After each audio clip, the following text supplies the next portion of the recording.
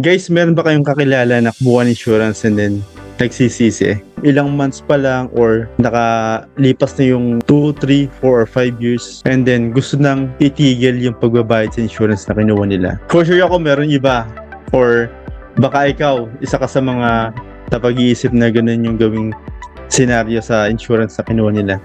So sa video nito, magpapakita ko ng isang scenario na kung saan medyo similar doon.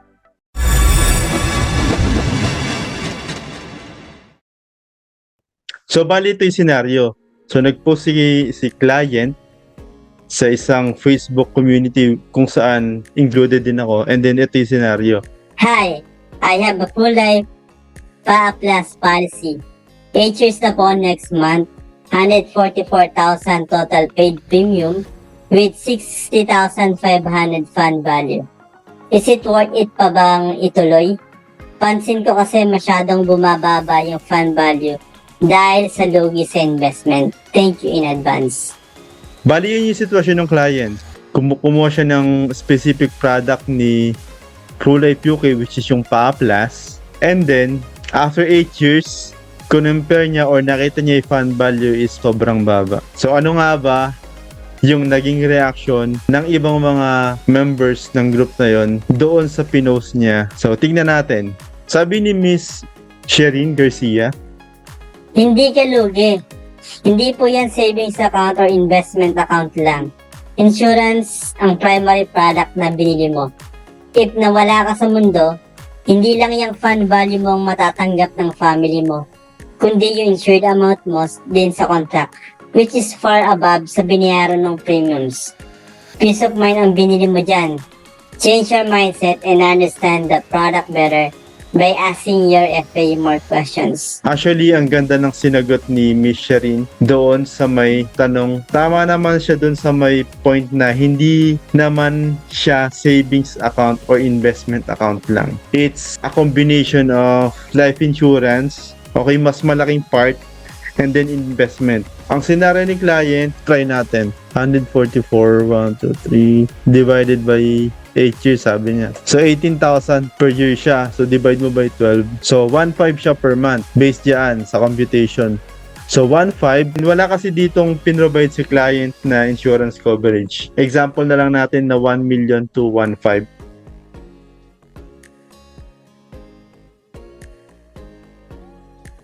Ang akala ni client is lugi talaga siya kasi nakafocus lang yung isip niya or mindset niya doon sa may fund value na kinuha niyang BUL, which is from 144,000 na binayaran niya or nahulog niya sa may insurance niya, naging 60,500 na lang yung fund value. And then, syempre, or include natin yung mga insurance coverage or benefits na meron siya. Meron siyang death benefit, meron siyang accidental death, and meron pang iba. So, hindi lang indicated nung sa may post kung ano yung mga benefits.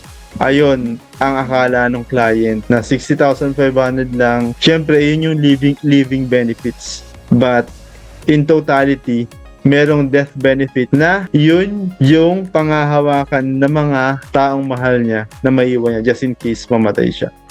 Real talk din tong sinabi ni Miss Jocelyn Echano. Mukhang agent nito ang in-highlight is yung investment side.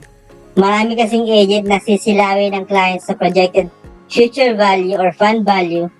Tapos, in reality, it's nowhere close yung projected fund value. So, ganun nga, minsan talaga may chances na may mga agent na hina-highlight yung investment side ng VUL. VUL siya insurance with investment, but kung ako kung ako lagi kong in-explain sa client, most likely, pag kumukuha ka ng VUL, mas malaki yung portion doon na nasa insurance talaga, nasa insurance side.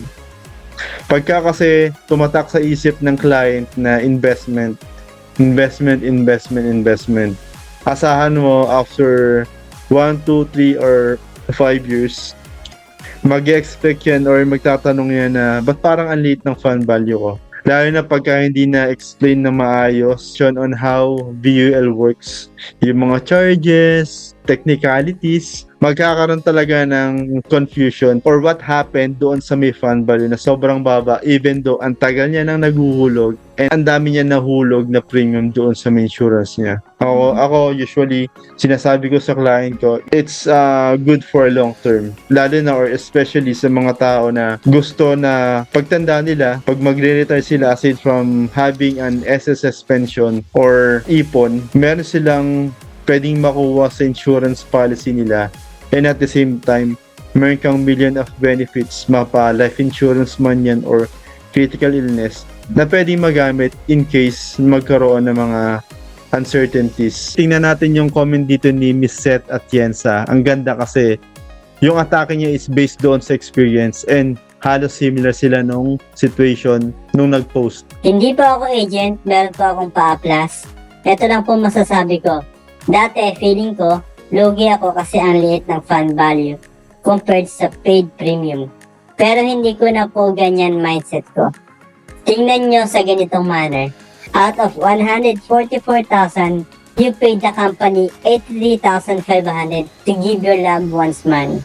Assuming na million po yung sum assured nyo, and there's money if may mangyari sa inyo. Pa-plus is yung policy na hindi ako stress compared sa Elite 15. So guys, yung Elite 15 is another VUL plan ni ProLife UK na 15 years to pay. Dahil sa pa-plus, may months na di ako makapagbayad, pero checking the fund value, lagi ko sinasabi sa FA ko na parang self-sustaining na yung policy kahit ilang years pa lang, dahil parang di nababawasan yung fund value kahit doon kumukuha ng charges ang company sa mga months na di nakakapagbayad. Which is totoo naman. Ang kagandahan sa PA Plus is pag matagal ka na nagbabayad, so meron ng fund value. If hindi ka makapagbayad ng ilang months, ang mababawas lang doon sa may pinaka fund value mo is mga charges sa insurance mo. For example, 3,000 per month ka, hindi 3,000 per month yung mababawas doon sa may policy mo. So, depende kung magkano kasi nag-vary siya sa kung anong benefits meron ka, kung anong mga riders ang meron ka. So, ganun yung pinaka-concept ng PA Plus during those times na hindi ka nakakapagbayad kasi, for example, nalimutan mo, or worst case scenario, nawalan ka ng trabaho, so kailangan mong mag-cut ng ibang mga expenses, and then napili mo na wag mo na magbayad ng premium doon sa may insurance mo na PA Plus.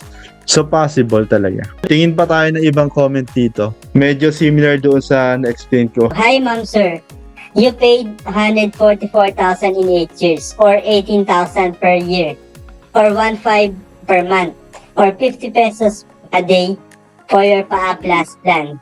May fund value pa. DUL po kasi is an insurance product first and foremost. It's like having standby money in the bank if an emergency happens. Kung nasa bank lang yung 144,000 nyo po, then something unfortunate happens, will it be enough for your emergency needs? The fund value is your living benefit. Pwede po kumurot doon unti-unti. It will be prudent to continue your plan because if you discontinue and apply for a new one, your premium will be higher due to your age. So, similar doon sa sinabi ko na 1.5, lumalabas na 1.5 per month or 50 pesos per day. Pero, okay, meron siyang mga insurance coverage na hindi lang indicated sa post. And meron siyang living benefits na 60,500 na pwede siyang mag-withdraw. Depende sa kung saan niya pagagamitan. Even though hindi pa siya nagkakasakit or namamatay. So, yun yung maganda doon. Living benefits, pwede magamit. Ano nga ba yung pwede nating matutunan sa may specific scenario na to? Okay, number 1, lagi niyong isipin na kaya kayo kumuha ng insurance or ng VUL kasi ayaw niyong mamroblema yung family niyo during those times na ng uncertainties. Namatay ka, nagkasakit, okay, saan kayo kukuha ng pera? Will it be the family that maghahanap ng pera para sa'yo para punan yung mga pangangailangan mo pagdating sa finances? Pangalawa, you're buying insurance kasi gusto mo ng peace of mind. Kung mapapansin nyo, I'm not sure kung meron kayong mga senaryo na may kakilala kayo kaibigan or kamag-anak na nagkaroon ng medical concern and then biglang nawalan na sila ng peace of mind kasi di nila alam kung saan sila kukuha ng pambayad sa ospital. Di na nila alam kung saan sila hanap ng pambili ng gamot. Insurance, pag meron kang ganon, usually, lalo na pag may fund value na insurance mo, you can always withdraw portion of that fund value para magamit mo for those kind of needs. Oh my God!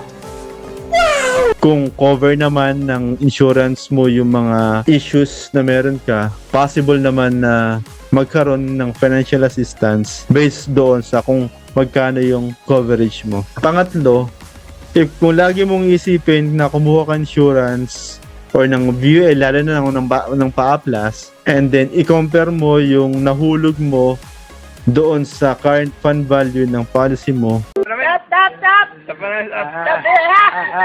malulungkot ka lang.